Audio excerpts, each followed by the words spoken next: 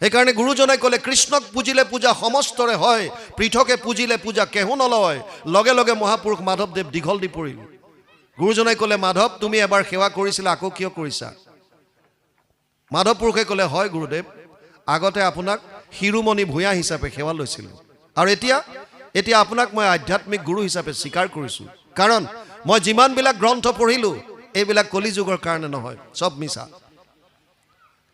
সেইকাৰণে সৌনকে কৈছে সুতমুনিক, ভুৰি নিভুৰি কৰ্মাণি শ্ৰোতব্যানি বিভাগশ অত সাধু অত্ৰ ইয়াত সাৰম সমুদ্ধৃত্য মনীষয়া মাম ব্ৰুহি শ্ৰদ্ধানাম যেন আত্মা সম্প্ৰসিদ্ধতি 1:11 প্ৰথম স্কন্ধ প্ৰথম অধ্যায় 11 নম্বৰ শ্লোকত সৌনকে কৈছে হে সুতমুনি, শাস্ত্ৰ বহুত আছে আৰু বিভিন্ন শাস্ত্ৰত বিভিন্ন মত দিছে।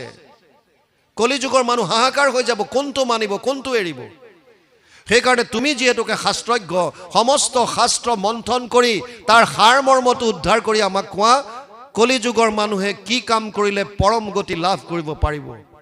আৰু তেতিয়া সুতমুনিয়ে কৈছে চিন্তা নকৰিবা, মই তোমাক ইমান সহজ উপায় দিম, যিটো উপায় অৱলম্বন কৰি ৰজা পৰীক্ষিতে 7 দিনত পৰম গতি লাভ কৰিছিল, যিটো উপায় অৱলম্বন কৰি খটাংগ ৰজাই 2 দণ্ডত পৰম গতি লাভ কৰিছিল, মই তোমাক সেয়া উপায় দিম। আৰু তাৰ পাছত তেওঁ উপায় দিলে, সবেই পুংসাম পৰো ধৰ্ম যত ভক্তি ৰধোক সজে অহেতুকি অপ্ৰতিহত যেন আত্মা সম্প্ৰসিদ্ধতি 1:2:6 ভাগৱত প্ৰথম স্কন্ধ 2য় অধ্যায় 6 নম্বৰ শ্লোক। সৌনকে কৈছে হে সুতমুনিয়ে কৈছে হে সৌনক আদি ঋষি সমস্ত, কলিযুগৰ পৰম ধৰ্ম হৈছে কৃষ্ণত একান্ত ভক্তি। তাত শৰ্ত দুটা খালি দিলে, অহেতুকি মানে হেতু থাকিব নালাগে, কামনাবিহীন নিষ্কামভাৱে, আৰু অপ্ৰতিহত মাজত অন্তৰবিহীনভাৱে নিৰন্তৰভাৱে, নিষ্কাম আৰু নিৰন্তৰভাৱে কৃষ্ণত একান্তভাৱে ভক্তি কৰি আমি পৰম কল্যাণ সাধিব পাৰোঁ। আৰু তাৰ পাছত সুতমুনিয়ে সুখদেৱ আৰু পৰীক্ষিতৰ মাজত কি কথা বতৰা হৈছিল এই কথাখিনি আগবঢ়াই গৈছে। পৰীক্ষিত পঞ্চপাণ্ডৱৰ নাতি,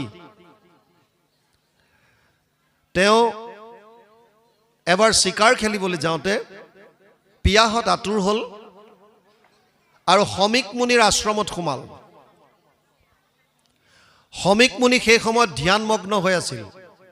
যেতিয়া এজন মানুহ ধ্যানত থাকে বাহ্যিক কাৰ্যকলাপবিলাক তেওঁ গম নাপায়, কি হৈ আছে একো গম নাপায়। আত্মা পৰমাত্মাৰ মিলন হৈ থাকে, তেওঁ আন্তৰিকভাৱে পৰম আনন্দ লাভ